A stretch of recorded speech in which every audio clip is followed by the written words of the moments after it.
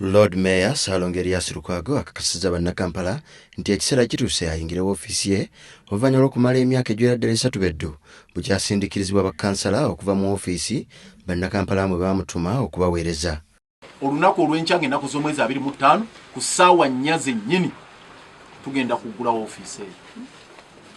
Tiimu ey'aba staff egenda kubeerayo naye ng'ekolera wansi wa Honorable Alan Sewanyana agenda coordinatinga buli kimu n'emikolo gyonna okulaba nga woofiisi eyo enkya eggulwawo.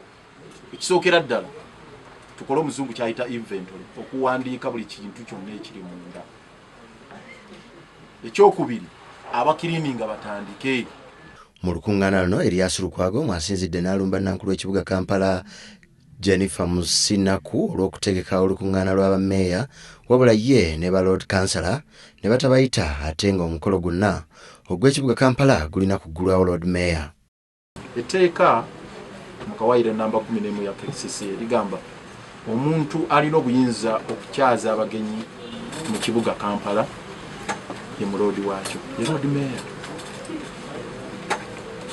Nekakati kikwewuunyisa nti saaweereddwa invitation nasindiseeyo assistant wange mukyala Sala Kanyike era nayogera ne Kawujululi ne bagaba bannange enteekateeka zonna ezigenda maaso mufube okulaba nga Lord Mayor mwali n'okutuusa olwaleero baasirise busirisi tebali kye batuganda.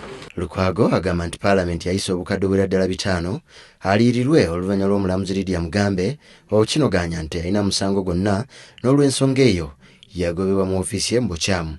Lukwago gwe balonda bwe nnaalaba nga waliwo ekinyigiriza ekyo nja kukirwanyisa era kye mbagamba nti n'ekikwata ku musaala gwange nakyo kyennyini bateeka okugutegeka ogw'emyezi gino gyonna bagibale okuva mu November oba omwezi ogw'e11 omwaka 2013 okutuusa olwaleero olumala okulayira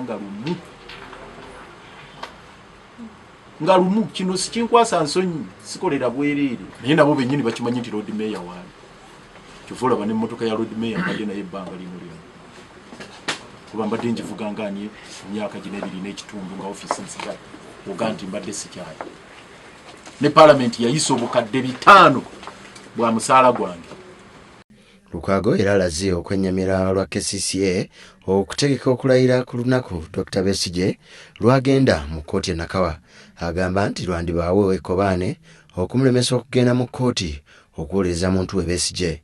Enteekateeka y'okuteeka ebikujjuko by'okuyingira woofiisi eno wamu n'okulayiza Lukwago biwomeddwamu omutwe omubaka wa Makindye West Alan Sewanyana era ng'ono akoowodde bannakampala okubeegattako mu bikujjuko byonna olw'omulundi guno era n'akubira poliisi omulanga obutabataataaganya. Emikolo egyo gigenda kutandika n'olunaku lwankya. Lunaku olw'enkya tugenda kusooka okugenda tulabe ofiisi gy'agenda okoleramu bukya bweyimiridde kubanga emabegako awo mwagiraba ng'efaanana si bulungi. Kati tutandika lunaku lwankya okugiraba ngeri ki gyeyimiriddemu ekikolebwa kikolebwe esobole okutereera kubanga ffe ababaka ba Parliament mu Kampala tufaayo nnyo ku ngeri omukulembeze w'ekibuga Kampala bwayisibwa ne bwabeera